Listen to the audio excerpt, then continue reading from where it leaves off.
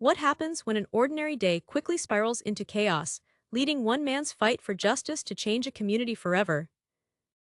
This powerful narrative showcases the journey of one civil rights advocate wrongfully arrested and his quest to transform systemic injustice.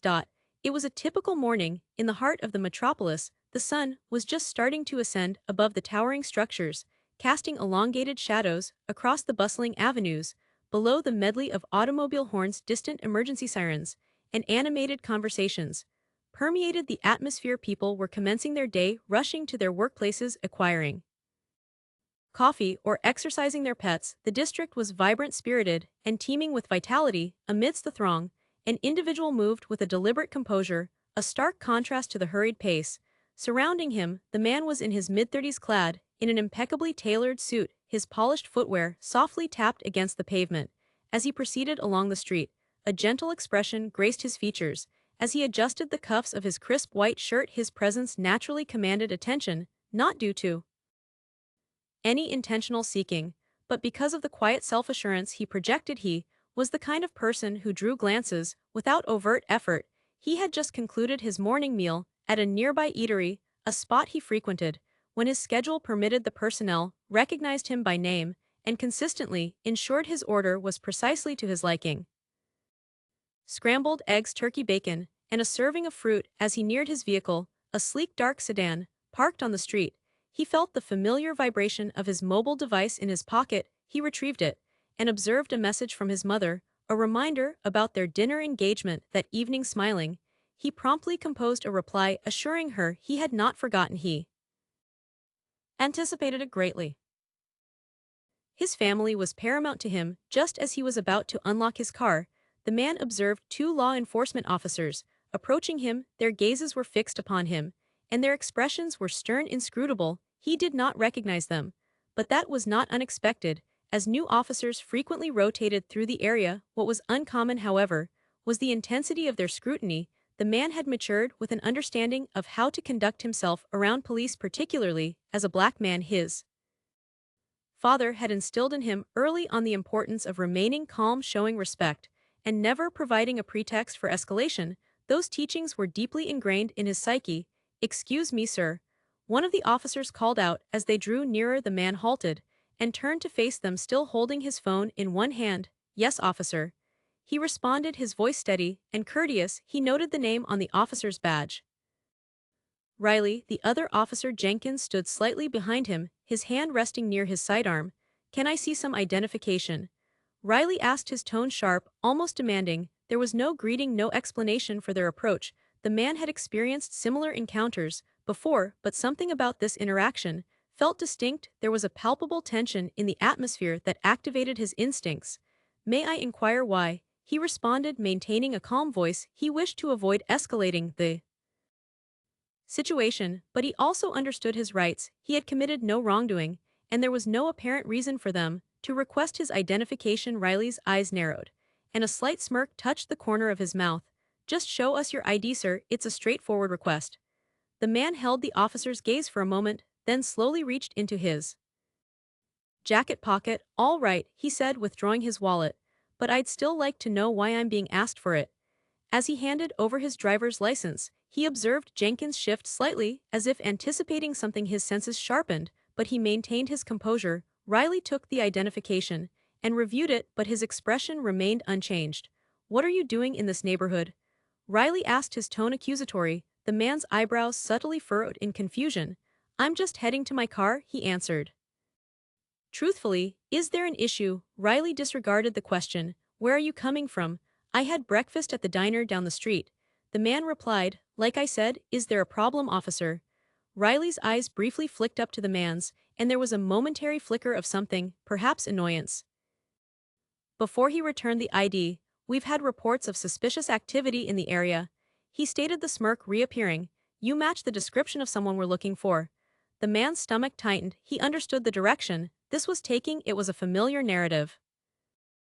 A black man in a respectable neighborhood, well-dressed, must be involved in something illicit. He had encountered this pretense countless times, but it never made it any less frustrating to contend with. "I see," the man said carefully. "Well, I'm sure it's a misunderstanding. I'm just here to retrieve my car and proceed to work." Riley seemed not to hear him. Instead, he took a step closer, his posture more aggressive.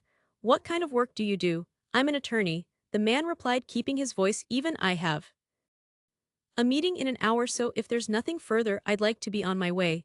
That seemed to catch Riley off guard. His smirk faltered, but only for a second. "An attorney, huh, you don't say?" Jenkins, who had remained silent until now, finally spoke up.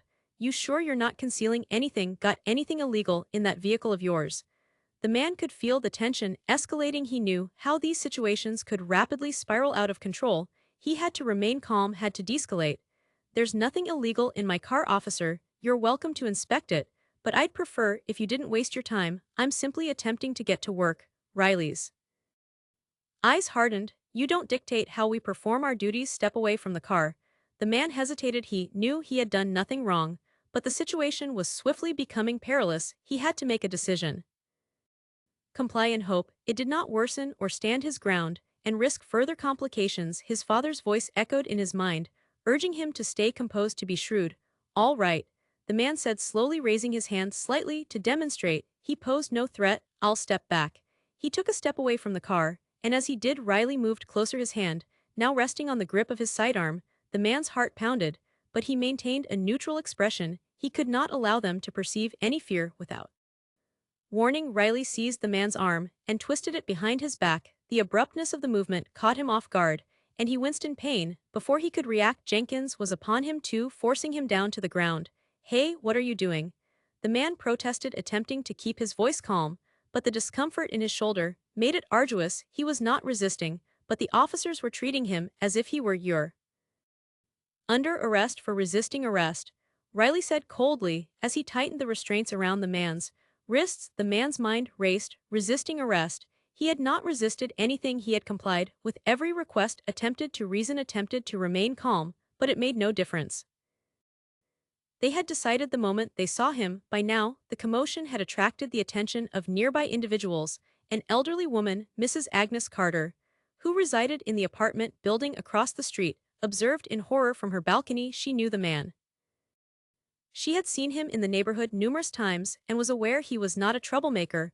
"What are you doing to him?" she called out, her voice trembling with outrage. "He didn't do anything wrong." A young couple walking their dog had also paused to observe. The man retrieved his phone and began recording. "This is messed up," he muttered to his girlfriend. "They're arresting him for nothing." The man caught sight of the phone recording, and for a brief moment, he felt a glimmer of hope. Perhaps the footage would assist him later. Perhaps it would reveal the truth of what transpired. But for now he was powerless. As the officers pulled the man to his feet, he compelled himself to remain calm, to focus. He knew he had to be cautious with his next words. Anything could be used against him. As they guided him towards the police cruiser, the crowd began to swell, more people pausing to watch, to record, to vocalize their disapproval at the officers. "This isn't right," one man shouted from across the street. "He didn't do anything." But Riley and Jenkins ignored them, their faces set with cold resolve. They pushed the man into the rear of the squad car, slamming the door shut behind him. Before they could drive away, the man turned his head to gaze out the window at the crowd. He could discern the concern, the anger, the confusion on their faces. He took a deep breath, knowing he had to say something, even if only a few words. "This isn't over," he declared loudly, his voice carrying through the thin glass. "This isn't over." The words lingered in the air as the car pulled away, leaving the stunned crowd behind. Inside the vehicle, the man's thoughts raced with what would occur next, how he would contest this, how he would ensure justice was served. The police station presented a stark contrast to the bustling streets outside. Cold gray walls, harsh fluorescent illumination, and the ceaseless hum of activity established the ambience. Officers moved briskly through the corridors, some conversing, others engrossed in their duties. The station was busy, but underlying tension pervaded the air, the kind that compelled individuals to speak in hushed tones and glance over their shoulders. The individual was escorted through the station's main entrance, his hands still bound behind his back. Officers Riley and Jenkins flanked him, their expressions unreadable. As they passed through the booking area, a few officers looked up, their eyes narrowing slightly as they observed the man's appearance. He was clearly not the typical suspect brought in, a well-dressed black man with an aura of composure that seemed out of place. "Over here," Riley barked, guiding the man towards a desk where a fatigued-looking officer sat behind a computer. The officer glanced up, then down at the screen, barely acknowledging the man's presence. Name. The officer inquired, his fingers poised over the keyboard. Riley replied. Before the man could speak, the officer typed the name into the system, his eyes scanning the display. He frowned slightly, but said nothing. Instead, he gestured for Riley to bring the man over to the fingerprinting station. "Let's get this over with," Riley muttered, pushing the man forward. The man did not resist. He knew better than to give them any pretext to worsen the situation. As they took his fingerprints, he remained silent, his mind racing. He could not believe this was happening. He had committed no wrong, yet here he was being treated like a criminal. But he knew he had to maintain calm, had to think clearly. This was not the first time he had faced this kind of situation, and it likely would not be the last. Once the fingerprinting was complete, Riley and Jenkins led the man to a small holding cell at the rear of the station. The cell was cramped with a narrow bench along one wall and a metal commode in the corner. The air was dense with the scent of disinfectant and something else, something sour and unpleasant. They unbound him and pushed him inside. "Make yourself comfortable," Jenkins sneered, his voice dripping with sarcasm. "You might be here for a while." The man sat down on the bench, taking a deep breath. He did not respond to the taunts. There was no point. He knew they were attempting to provoke him, attempting to elicit a reaction. But he was not going to grant them that satisfaction. As Riley and Jenkins walked away, they exchanged a glance, a silent understanding passing between them. They had performed their duty, brought in another troublemaker, and now they could proceed to whatever came next. But there was something about this apprehension that troubled Riley, something that made him uneasy. He could not quite identify it. But the way the man had conducted himself, the calmness, the confidency, did not fit the profile of someone they typically picked up. "Think he's an attorney, huh?" Jenkins scoffed as they walked back to the front desk. "Probably just another punk with a fancy suit." "Yeah," Riley muttered, though his mind was elsewhere. He was not so certain anymore. Something about the man was amiss, but he could not discern what it was. He shook his head, attempting to dismiss the thought. It made no difference. They had their directives, and they had adhered to them. That was all there was to it. But as they reached the desk, a young officer, who had been quietly observing the scene, stepped forward. His name was Officer Stevens, and he had been with the department for only a few months. He was eager to prove himself, to demonstrate he could handle the job. But he was also a student, smarter than most gave him credit for. "Hey, Riley," Stevens called out, his voice low. "Can I speak with you for a moment?" Riley glanced at him, frowning. "What is it?" Stevens hesitated, glancing around to ensure no one else was listening. "That guy you just brought in, I think I know who he is." Riley's frown deepened. "What are you talking about?" Stevens leaned in closer, lowering his voice even more. "I saw him in a news article a few weeks ago. He's not just an attorney. He's a civil rights advocate, a pretty big deal too. He's been involved in some major cases, high-profile stuff." Riley's eyes widened slightly, but he quickly masked his surprise. "Are you certain?" "Positive," Stevens replied. "I didn't recognize him at first, but when I heard the name it clicked. You might want to be cautious with this one. If he's who I think he is, this could blow up in our faces." Riley did not respond immediately. He felt a knot form in his stomach, but pushed it down. This could not be true. They had arrested him fairly. There was no way he could be someone important, but the doubt was there now. Knowing at him, "I'll handle it," Riley said, curtly dismissing Stevens with a wave of his hand. But as he turned away, he could not shake the uneasy feeling that had settled in his chest. Stevens watched Riley walk off, then pulled out his phone. He quickly scrolled through his contacts, finding the number he needed. With a deep breath he dialed, praying he was making the correct decision. The phone rang twice before a gruff voice answered. "Yeah, Captain, it's Stevens," he said, keeping his voice low. "We have a situation here at the station. I think you need to know about it." Meanwhile, back in the holding cell, the individual sat quietly, his thoughts focused. He knew this was not merely about him. This was about something larger. He had been targeted, of that he was certain. But he did not know why. As he waited, he maintained his composure, refusing to let fear take over. He had endured worse, and he knew he would overcome this too. An hour elapsed before anything occurred. The door to the holding area swung open, and a woman stepped inside. She was in her late 30s, with piercing eyes and an air of authority that commanded notice. Her name was Lieutenant Kate Thompson, and she was new to the station, having been transferred from another precinct just a few weeks earlier. She was still acquainting herself with the team, but she had already made it clear that she was not someone to be underestimated. Thompson's gaze swept over the room, taking in the officers engaged in their duties. She spotted Riley and Jenkins at the front desk. conversing quietly among themselves. Something about their demeanor caught her attention. She had learned to trust her instincts, and at this moment, they were signaling that something was amiss. Riley Jenkins, she called out, walking over to them. What's going on here? Riley looked up, surprised to see her. Nothing much, ma'am, just another day. Thompson's eyes narrowed. Really, because I heard you brought someone in this morning, a man named. Riley stiffened slightly, but he quickly recovered. Yes, ma'am, we did. And what was the charge? She asked, her tone calm, but probing. Resisting arrest. Riley replied, his voice steady. We had reason to believe he was involved in suspicious activity. When we questioned him, he refused to cooperate. Thompson raised an eyebrow. Did he now? Riley nodded. Yes, ma'am.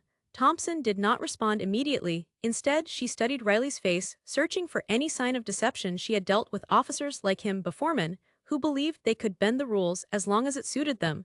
But she was different. She had ascended through the ranks by adhering strictly to regulations, and she expected her team to do the same. Take me to him, she said, finally, her voice leaving no room for argument. Riley hesitated for a fraction of a second before complying. Right this way, ma'am. As they walked toward the holding cells, Thompson could not shake the feeling that there was more to this than Riley was admitting. When they reached the man's cell, she stopped, her gaze locking onto the individual. Inside, he was seated on the bench, his hands folded in his lap, his posture relaxed despite the circumstances. There was something about him, something that made her pause. This is him, she asked, turning to Riley. Yes, ma'am, Riley confirmed. Like I said, he resisted arrest, so we had no choice but to bring him in. Thompson did not respond right away. Instead, she opened the cell door and stepped inside. The man looked up, meeting her gaze with calm, steady eyes. He did not appear intimidated, but neither did he seem defiant. He was composed. Mr. Thompson said, her voice measured. I'm Lieutenant Kate Thompson. I'm here to ask you a few questions. Of course, Lieutenant, the man replied politely. I'm happy to cooperate. Thompson nodded, appreciating the man's calm demeanor. I've been told that you resisted arrest, which led to your being brought in. I'd like to hear your side of the story. The man kept his gaze steady. Lieutenant, I did no such thing. I complied with every instruction given to me by officers Riley and Jenkins. I was walking to my car when they stopped me. I asked them why I was being detained, and that simple question seemed to escalate the situation. Before I knew it, I was handcuffed and accused of resisting arrest despite following their orders. Thompson listened carefully, her eyes narrowing slightly as she processed the man's words. There was something about his tone, calm, measured, but with an underlying firmness that suggested he was not merely another individual attempting to talk his way out of trouble. She turned to Riley, who was standing a few feet behind her, his expression carefully neutral. Is that true, Riley? Thompson asked, her voice sharp. Did Mr. comply with your instructions? Riley shifted uncomfortably. Well, ma'am, he questioned us and things got tense. We had reason to believe he might be concealing something. Thompson's gaze hardened. And what exactly was that reason? Riley hesitated, unable to produce a convincing response. It was just a gut feeling, ma'am. A gut feeling? Thompson repeated, her tone incredulous. Is that the basis for your arrest now? Riley opened his mouth to respond, but was cut off by the sound of the holding area door opening again. All eyes turned as Officer Stevens entered, looking slightly out of breath. He paused when he saw the group in the cell, realizing he had walked into a tense situation. Lieutenant, I need to speak with you, Stevens said, quickly glancing between the man and Riley. Thompson gave Riley a final hard look before stepping out of the cell and closing the door behind her. What is it, Stevens? Stevens lowered his voice, clearly attempting to keep the conversation private. Ma'am, I've been doing some digging. Is not just any attorney, he's a prominent civil rights advocate. He's been involved in some big cases, the kind that make headlines. If word gets out that we arrested him without cause, it's going to be a disaster. Thompson felt her stomach drop. She had suspected there was more to this, but hearing the full scope of who the man was made the situation even more serious. Are you sure? Positive, Stevens replied, handing her his phone, with a web page pulled up showing the man's profile. This is him. If we don't handle this carefully, we're going to have a lot more than just an internal investigation on our hands. Thompson quickly scanned the page, her eyes widening as she read about the man's background. He was not just an attorney. He was a powerhouse in the legal community, someone who had taken on police departments, corporations, and government agencies. He was the kind of person who could turn this entire station upside down if they did not tread carefully. She turned to look at Riley, who was still standing by the cell with Jenkins, both of them looking increasingly uneasy. Thompson knew she had to act fast. The situation was spiraling out of control, and she could not afford to let it get any worse. Riley Jenkins, Thompson called out, walking back toward them with a sense of urgency. We need to talk now. The two officers exchanged a glance before following Thompson out of the holding area. Once they were in a more private part of the station, Thompson rounded on them, her expression fierce. Do you have any idea who you've just arrested?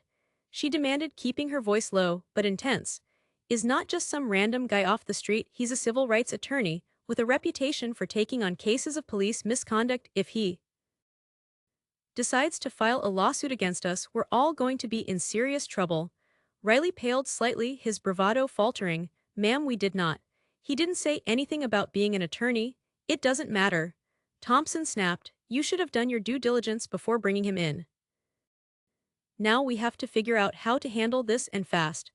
As she spoke, the sound of raised voices from outside the station began to filter in Thompson's head. Snapped up, her heart sinking as she realized what was happening. The crowd outside was growing larger, and they were getting louder. She could hear the unmistakable chants of protesters demanding justice and the man's release. Great, Thompson muttered under her breath.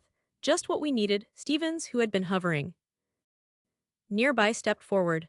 Lieutenant, the community is already fired up about this. We've got activists, local leaders, and even some media starting to show up. If we don't do something soon, this could turn into a full-blown crisis. Thompson knew he was right. She had seen situations like this before, small incidents that escalated into something much bigger because they weren't handled properly. But this was different. This wasn't just about diffusing a tense situation. It was about protecting the integrity of the police force and avoiding a legal and public relations nightmare.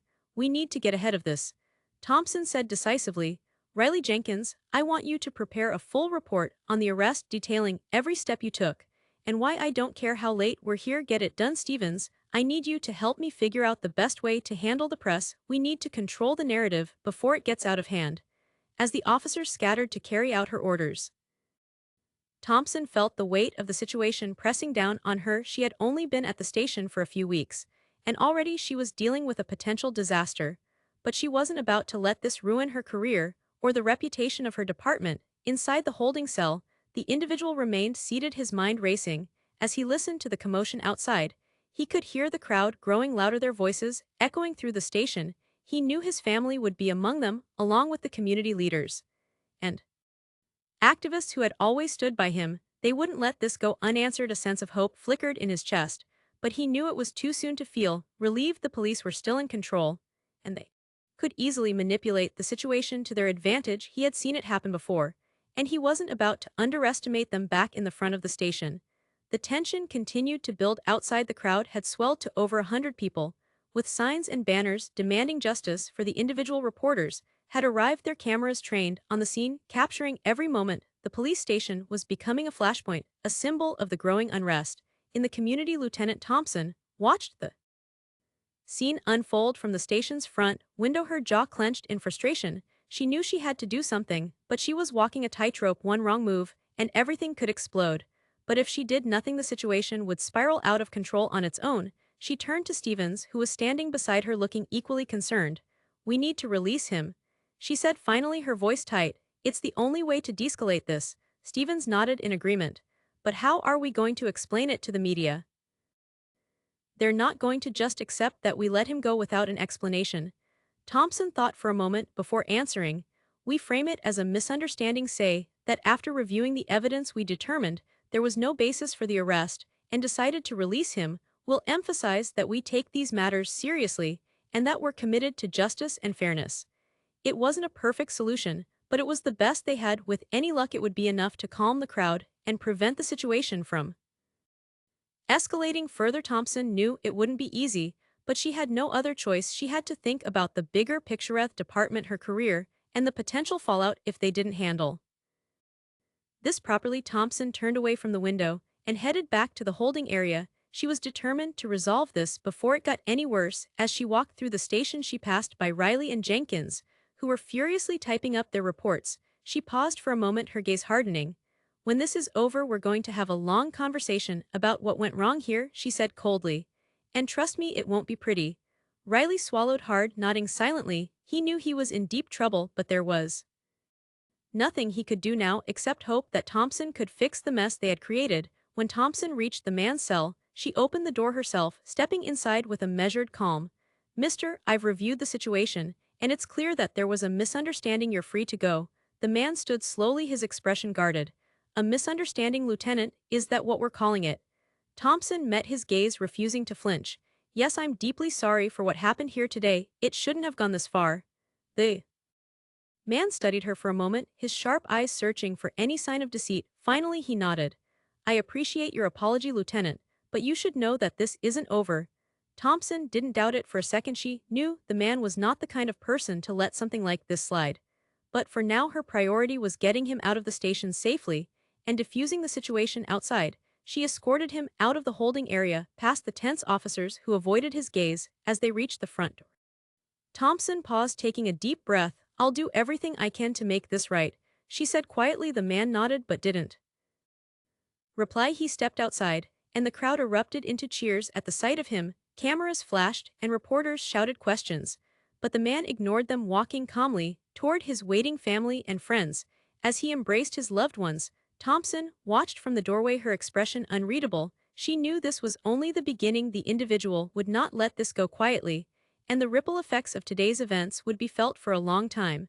But for now, the immediate crisis was averted. The crowd was dispersing, the reporters were packing up, and the tension that had gripped the station was beginning to ease. Thompson knew she still had a long road ahead to fix the damage done, but she was determined to face it head-on. As the man walked away from the station, he knew this was just the start of a new battle. He had been wronged, but he also knew how to turn that wrong into something powerful. The truth would come out, and when it did, the police department and the town would never be the same. The tension in the police station had been palpable since the man walked out the front doors. Lieutenant Kate Thompson couldn't shake the feeling that the situation was far from over. As she sat in her office, reviewing the preliminary reports from officers Riley and Jenkins, her thoughts kept drifting back to the individual they had apprehended. Something about the way he had handled himself, calm, composed, almost expectant, nagged at her.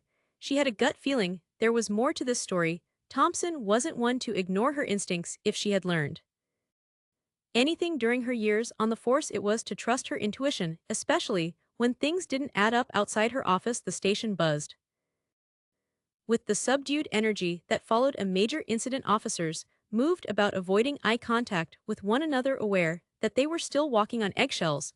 The crowd that had gathered outside earlier had mostly dispersed, but the damage was done. Everyone knew this wasn't just going to blow over. Thompson leaned back in her chair, staring at the ceiling. The silence in her office was a stark contrast to the turmoil in her mind. She knew she had to dig deeper to understand who the man truly was, and why his apprehension had set off such a chain reaction. She couldn't afford to let this go unanswered, both for her own sake and for the integrity of the department. She reached for her computer, her fingers moving swiftly across the keyboard. As she searched for more information on the individual, the results that came up were eye-opening. Articles, news clips, and interviews painted a picture of a man who was much more than just an attorney. He was a force to be reckoned with, a civil rights advocate who had taken on some of the most powerful entities in the country, winning cases that made headlines and changed lives. Thompson scrolled through the information, her eyes narrowing as she read about his most recent case. A high-profile lawsuit against a police department in another city.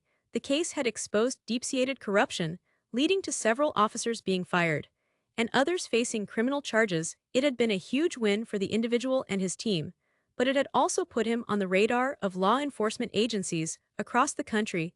As she delved deeper, Thompson came across a detail that made her blood run cold. The man had been involved in a federal investigation into systemic racism within law enforcement. The investigation had led to federal oversight of several police departments, and there were rumors that more departments were being scrutinized. Thompson's heart pounded as she realized the implications. She quickly made a phone call to a contact she had in the FBI, someone she knew she could trust to give her information without blowing things out of proportion. The conversation was brief, but by the time she hung up, Thompson's suspicions had been confirmed. The man was working undercover, gathering evidence for a federal case that could potentially bring down several high-ranking officials within the local law enforcement community, including her own department. Thompson sat back in her chair, her mind racing. This was far bigger than she had imagined. He hadn't just been in the wrong place at the wrong time. He had been targeted, and the officers who apprehended him had unknowingly walked right into a trap. If this got out, it would be a scandal of epic proportions. She knew she had to confront Riley and Jenkins. But first she needed more information. She spent the next hour piecing together everything she could about his work, his connections, and the ongoing federal investigation. The more she uncovered, the more convinced she became that the situation was far more dangerous than anyone realized. Finally, Thompson stood up, taking a deep breath. She was about to walk into a storm, but she had no choice. She couldn't let her department go down because of someone else's mistake. As she made her way to the officer's bullpen, she steeled herself for the confrontation ahead. When she reached Riley and Jenkins, they were sitting at their desks, reviewing their reports. They looked up as she approached, sensing the tension in her posture. "Lieutenant." Riley greeted her, his tone guarded. "Is there something you need?" Thompson crossed her arms, fixing them with a hard stare. "We need to talk now." The two officers exchanged a glance before nodding. They followed her to an empty conference room, where Thompson closed the door behind them.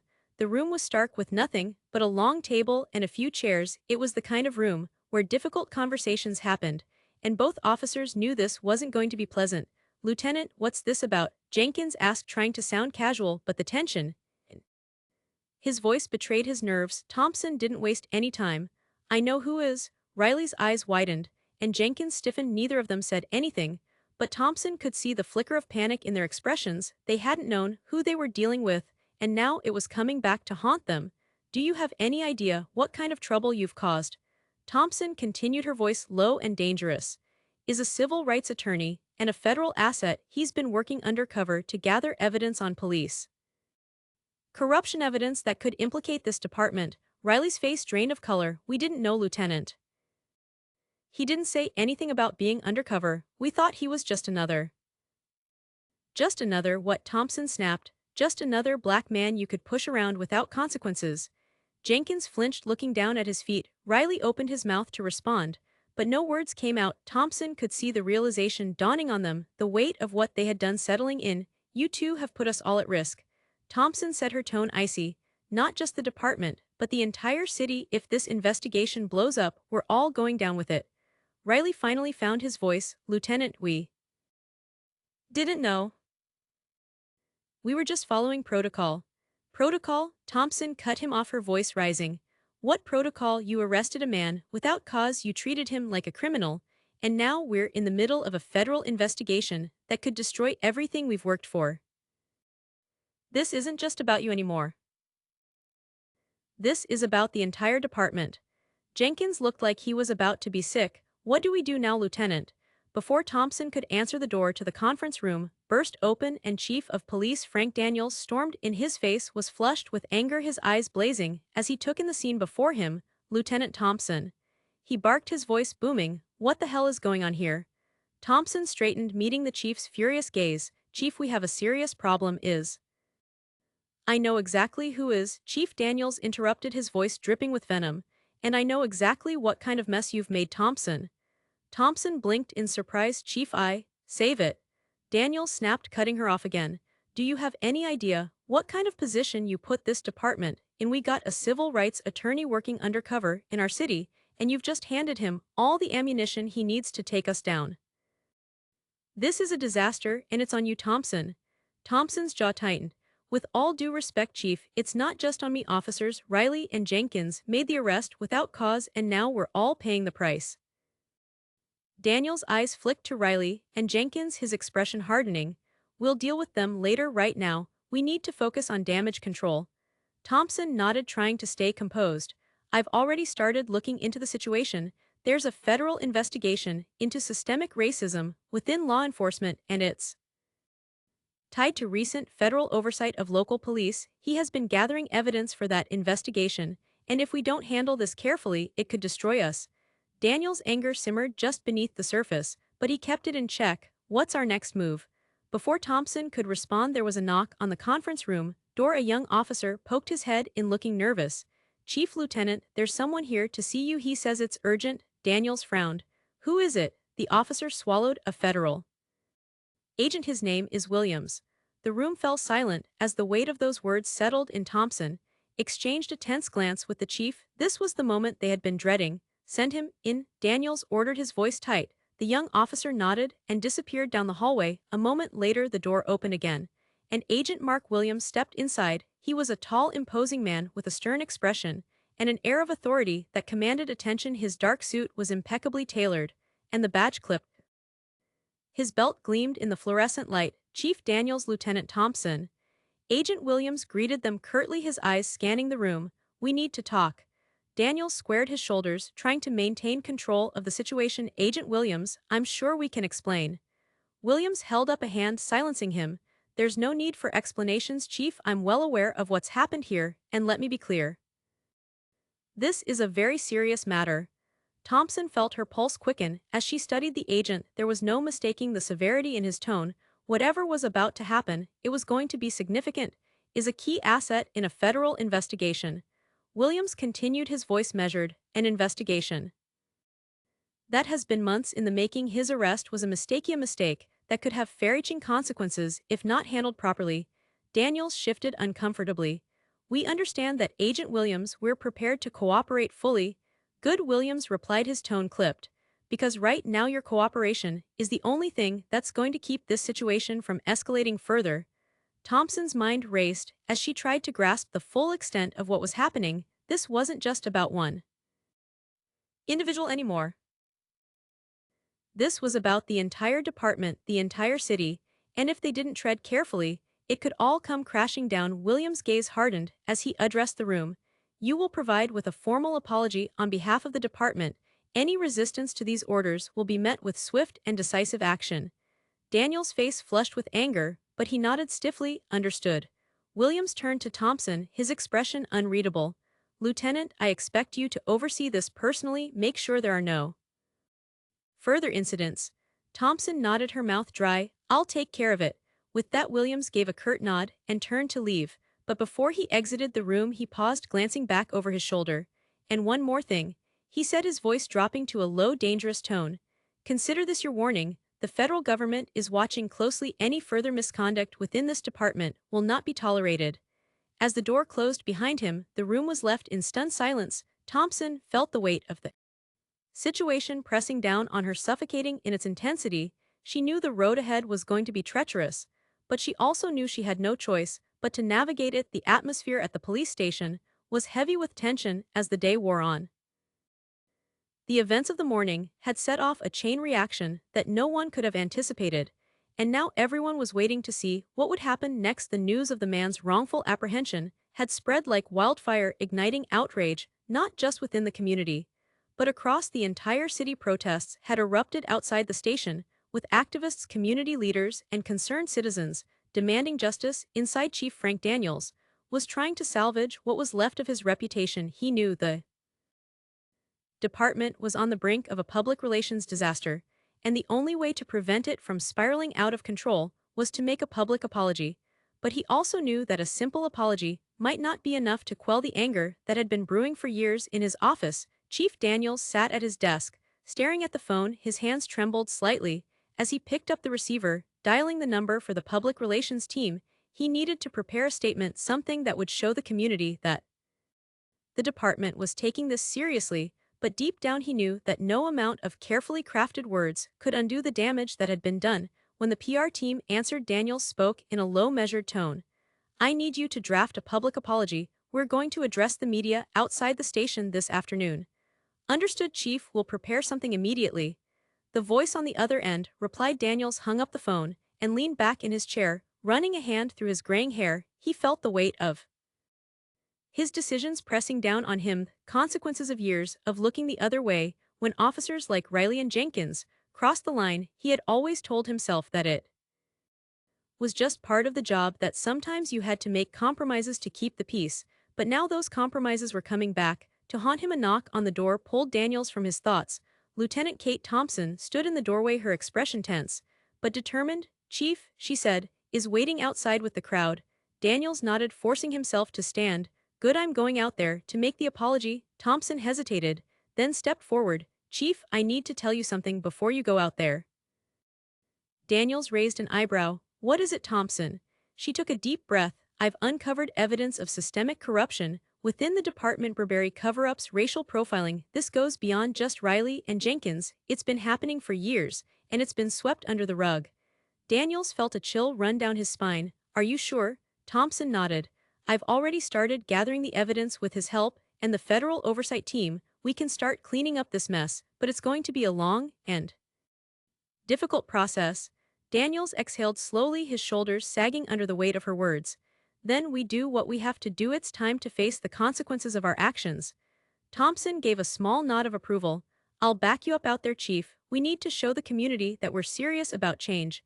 Daniels didn't reply, but the look in his eyes said everything. He knew this wasn't just about saving face anymore. This was about survival. If they didn't act now, the entire department could be dismantled. Together, they walked out of the office and headed toward the front of the station. As they approached the doors, they could hear the sound of the crowd outside, angry voices demanding justice, chanting for accountability. Daniels felt his stomach knot with anxiety, but he kept his expression neutral as he pushed open the doors and stepped out into the sunlight. The crowd fell silent as they saw him, cameras clicking, microphones thrust forward, reporters called out questions. But Daniels ignored them, focusing on the podium that had been set up for the press conference. He could see the man standing among the crowd, his expression unreadable, his presence commanding attention. Daniels cleared his throat, stepped up to the microphone, adjusting it slightly. He could feel the eyes of the crowd on him, judging him, waiting to see what he would say. Good afternoon. He began, his voice steady but strained. I want to start by acknowledging the events that took place earlier today. The apprehension of Mr. was a mistake that should never have happened. I take full responsibility for what occurred, and I want to offer my sincerest apologies to Mr. and to the community. The crowd murmured, a mixture of skepticism and anger rippling through the air. Daniels could feel the pressure building, the weight of decades of mistrust bearing down on him. We recognize that this incident is part of a larger problem. Daniels continued, his tone somber. A problem that has persisted for far too long within our department. I want to assure you all that we are committed to addressing these issues head-on, effective, immediately. Officers Riley and Jenkins have been suspended pending an internal investigation. We will be conducting a thorough review of our practices and procedures, and we will work closely with federal oversight to ensure that we are holding ourselves to the highest standards of accountability. The crowd was quiet now, listening intently, but Daniels could see the doubt in their eyes, the weariness that came from years of broken promises. I know that words alone are not enough. Daniels said, his voice faltering slightly. We have a lot of work to do to rebuild the trust that has been lost. But I want you to know that we are committed to making the necessary changes. We will work with community leaders, activists, and organizations to create a department that serves and protects everyone regardless of race or background. He paused, searching for the right words to end the statement, but before he could continue, the man stepped forward, raising a hand to stop him. Chief Daniels. The man said, his voice calm but firm, I appreciate the apology, but this isn't just about words, this is about action. True justice goes beyond a public apology. It requires real change, real accountability, and real commitment. Daniels nodded, slowly stepping back from the microphone. He knew that the man was right, an apology was just the beginning, and the real work was still ahead of them. The man turned to face the crowd, his presence commanding their full attention. We've heard apologies before, he said, his voice carrying over the crowd. But what we need now is a commitment to real, lasting change.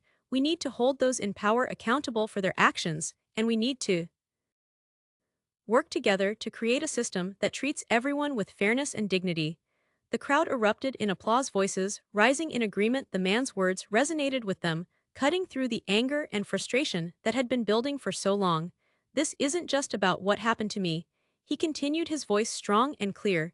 This is about all of us. It's about every person who has been wronged by a system that's supposed to protect them. It's about making sure that no one else has to go through what I went through, and it's about ensuring that justice is not just a word but a reality. The crowd cheered, and the man paused, letting the energy of the moment wash over him. He could see the hope in their eyes, the desire for something better. It was a powerful feeling, one that he knew he couldn't ignore. Change doesn't happen overnight. The man said, his tone more measured now. It takes time, it takes effort, and it takes all of us working together. But I believe that we can make it happen. I believe that we can build a better future, and not just for ourselves, but for the generations that will come after us.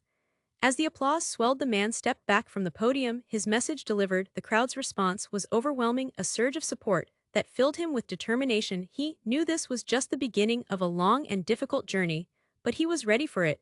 He was ready to lead the fight for justice, to hold those in power accountable, and to ensure that the voices of the marginalized were heard. As the man made his way through the crowd, embracing friends and supporters, Lieutenant Thompson watched from the steps of the station.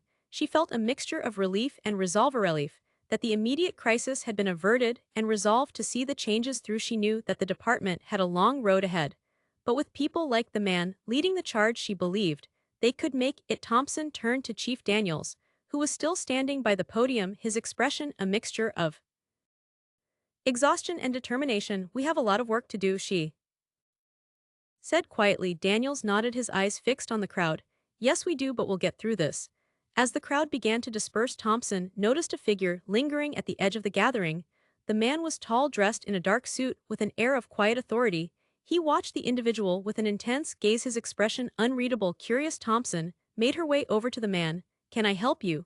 she asked. The man turned to her, his eyes sharp and focused. "I'm here to speak with Mr." he said, his voice low and controlled. "I have a message for him." Thompson frowned, studying the man more closely. There was something about him that put her on edge, something she couldn't quite place. "Who are you?" The man smiled slightly, but the warmth didn't reach his eyes. "Just someone who has a vested interest in seeing justice done." Before Thompson could respond, the man turned and walked toward the individual, disappearing into the crowd. She watched him go, a sense of unease settling in her gut. Whoever he was, she had a feeling this wasn't the last time they would see him. As the sun began to set, casting long shadows across the station steps, Thompson knew that the events of the day were just the beginning. The fight for justice was far from over, and the road ahead was filled with uncertainty.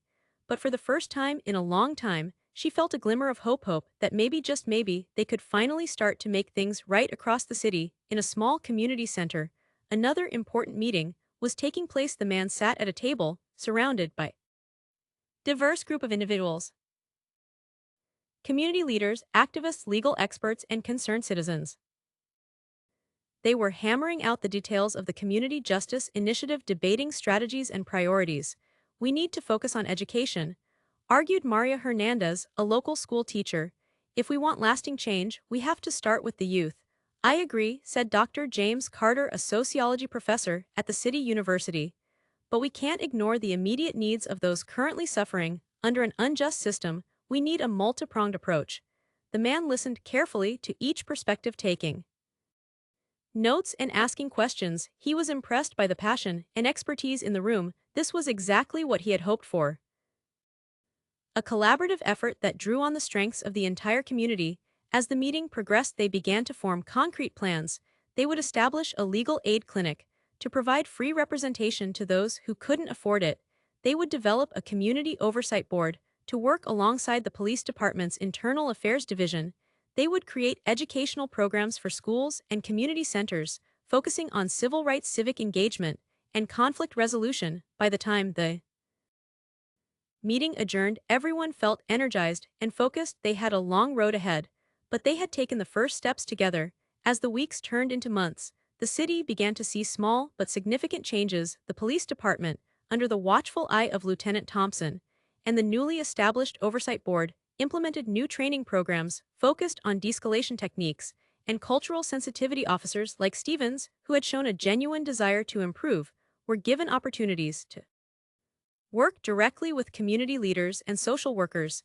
The Community Justice Initiative, meanwhile, had hit the ground running. Their legal aid clinic had already taken on dozens of cases, providing representation to individuals who had been wrongfully apprehended or subjected to police misconduct. The educational programs were being piloted in several schools, with plans to expand citywide. But perhaps the most significant change was in the atmosphere of the city itself. There was a sense of engagement, of people coming together to address long-standing issues. Neighborhood watch groups were collaborating with police officers to improve safety without resorting to racial profiling. Community forums were being held regularly, providing a platform for open dialogue between citizens and local officials. Of course, it wasn't all smooth sailing. There were still incidents of misconduct, still moments of tension and mistrust. Change was a slow process, and there were those who resisted it at every turn, but the difference now was that there were systems in place to address these issues, to hold people accountable, and to keep pushing forward. 6 months after the incident that had sparked it all, the man found himself back at the police station. This time, however, he wasn't there as a suspect or a victim, but as a partner. He had been invited to speak at a training session for new recruits, to share his perspective and help shape the next generation of officers. As he walked through the halls, the man couldn't help but reflect on how much had changed. The atmosphere in the station was different. There was still the bustle of activity, but there was also a sense of openness that hadn't been there before. Officers greeted him with nods of respect, some even stopping to shake his hand. Lieutenant Thompson met him at the door to the training room. "Thank you for coming, mister," she said, extending her hand. "I think your perspective will be invaluable for these recruits." The man shook her hand, noting the genuine warmth in her eyes. "I'm glad to be here," he replied, "and please call me." As they entered the room, the man saw rows of young faces looking up at him. Some seemed curious, others a bit wary. He understood their hesitation. He represented a challenge to the way things had always been done, but he also saw in them the potential for real change. "Good morning," he began, his voice calm and steady. "My name is, and I'm here to talk to you about justice, not just the kind of justice you'll be sworn to uphold, but the kind of justice that goes beyond badges and courtrooms, kind of justice that's about treating every person you encounter with dignity and respect." As he spoke, sharing his experiences and insights, the man could see the recruits listening intently. They asked thoughtful questions, engaged in respectful debate, and seemed genuinely interested in learning how to be better officers. After the session, as the man was gathering his notes, one of the recruits approached him. She was young, barely out of her teens, with a determined set to her jaw. "Mister," she said, her voice slightly hesitant, "I just wanted to thank you for coming today. I joined the force because I wanted to make a difference, to help people, but after everything that's happened, I started to wonder if I was making a mistake. Listening to you today, it reminded me why I'm here." The man smiled, touched by her sincerity. "What's your name?" he asked. "Sarah," she replied. "Sarah Johnson." "Well, Sarah," the man said, "I'm glad you're here. The department needs people like you, people who want to make a difference, who are willing to question and learn, don't lose spirit." As Sarah walked away, the man felt a surge of hope. It was people like her, he realized, who would ultimately determine whether the changes they were fighting for would last. Later that evening, the man sat in his office at the Community Justice Initiative, reviewing case files and reports. The work was never-ending, but he found it deeply fulfilling. Each small victory, each life improved, made all the long hours and sleepless nights worth it. A knock on the door interrupted his thoughts. He looked up to see Maria Hernandez, the teacher who had been instrumental in developing their educational programs. She said, excitement evident in her voice. "I just got out of a meeting with the school board. They've approved our curriculum for all high schools in the district." The man stood up, a broad smile spreading across his face. "That's fantastic news, Maria. Your hard work is really paying off." Maria beamed, but then her expression turned more serious. "It's all of our hard work. None of this would be happening without you, without what you went through." The man shook his head. "I may have been a catalyst, but this movement is so much bigger than me. It's about all of us working together to create the change we want to see." As they discussed the details of the curriculum rollout, the man felt a deep sense of satisfaction. This was what real change looked like, not just protests and speeches, but concrete actions that would shape the future of their community. Later that night, as the man finally headed home, he paused for a moment outside the office. The street was quiet, the city settling into its nighttime rhythm. He thought about how much had changed in just 6 months, and how much work still lay ahead. But as he looked up at the stars twinkling in the clear night sky, he felt a sense of peace wash over him. They were on the right path. He knew it wouldn't be easy, and there would be setbacks along the way. But as long as they kept pushing forward, kept working together, they could build the kind of community they all dreamed often, where justice wasn't just a word, but a lived reality for everyone. With renewed determination, the man started walking home. Tomorrow would bring new challenges, new opportunities to make a difference, and he was ready to face them one step at a time. If you enjoyed this story, please consider subscribing to my channel. I put in a lot of time and effort crafting these heartfelt narratives, and your support truly means the world to me. Thank you for being a part of this journey. What inspired you the most about this story? Share your thoughts in the comments or follow for more compelling narratives.